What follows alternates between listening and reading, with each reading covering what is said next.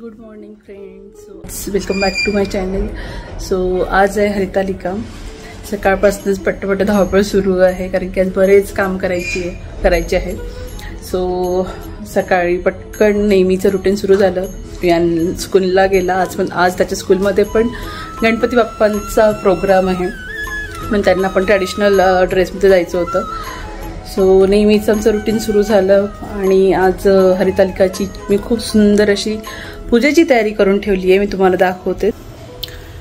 So नेहमीची पूजा तर आहेच, पण त्याचबरोबर मी छान अशी पूजेची तयारी करून ठेवलेली आहे. आता आम्ही रेडी झालो की मग आम्ही पूजा करू.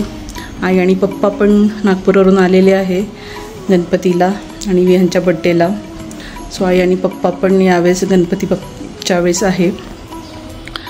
तो माझी सगळी तयारी पूजेची झालेली आहे आणि आज उपवास असल्यामुळे स्वयंपाकाचा जास्त काही घाट नाही आहे. फक्त पप्पा आणि दर्शनसाठी तर मला स्वयंपाक करायचा आहे आणि तो पण आम्ही करून घेतला, म्हणजे पूजा करायला जरा आम्हाला आरामात पूजा करता येईल. सो सगळ्यांना हरितालिकेच्या खूप खूप शुभेच्छा. सकाळी उठल्यापासूनच आज खूप प्रसन्न वातावरण आहे कारण की खूप छान वाटतंय. कारण की आता सण सुरू होऊन जात आहे आपले. आज हरितालिका आहे, उद्या गणपती बाप्पा आहे. सो आता हे 2-3 दिवस आपण सारखे बिझी राहणार आहोत. सो छान तुम्ही पण डेकोरेशन करा गणपती बाप्पांचं आणि छान मस्त पूजा करा. आणि आज दिवसभरात काय काय होतंय ते मी तुम्हाला नक्कीच दाखवते. चला, सो स्टे ट्यून.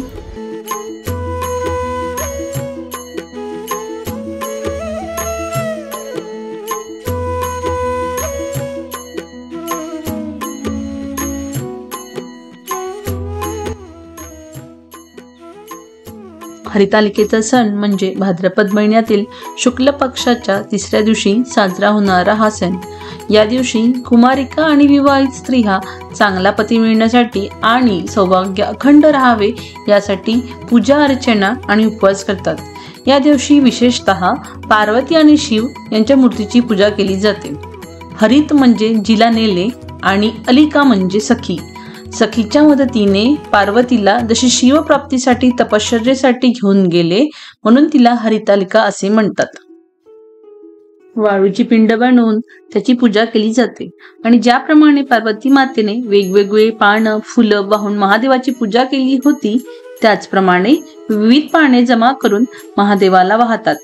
विशेषतः बेल, दुर्वा, धोत्र्याचे काटेरी फूल आणि बाकी जी काही पाने आहे ती सगळी देवाला अर्पण करतात. पार्वती देवीची पण ओटी भरून छान पूजा केली जाते. हरितालिकेची कथा वाचून आरती करून पूजा केली जाते.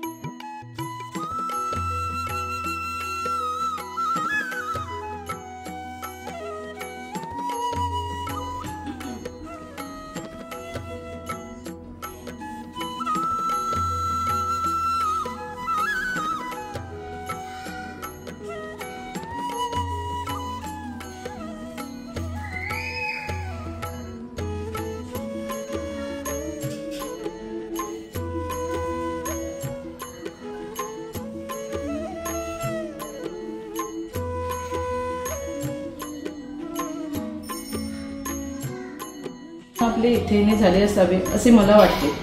आपण कोणता हेतू मनात धरून आला आहात ते सांगा, हिमवानाने विचारले. हे गिरिराजा, भगवान श्री विष्णूने मला आपणांकडे पाठविले आहे.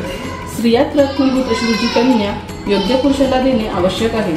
वासुदेवासारखा दुसरा वर कोणीच नाही, म्हणून तू आपली कन्या वासुदेवाला द्यावीस असे मला वाटते. अन्न पाणी सर्व वर्ज्य केलेस. भाद्रपद मासातील शुक्ल तृतीयेच्या दिवशी हस्त नक्षत्रावर तू तुझ्या सखीसह वाळूचे लिंग स्थापून माझी मनोभावे पूजन केलेस. तू माझे स्तुतिगीत गायलेस, जागरण केलेस. तुझ्या या व्रताच्या प्रभावाने माझे आसन हाणले. तू जिथे तुझ्या सखीसह व्रत करीत बसली होतीस तेथे मी आलो आणि म्हणालो, हे देवी, मी तुझ्यावर प्रसन्न झालो आहे. तुला हवा असलेला कोणी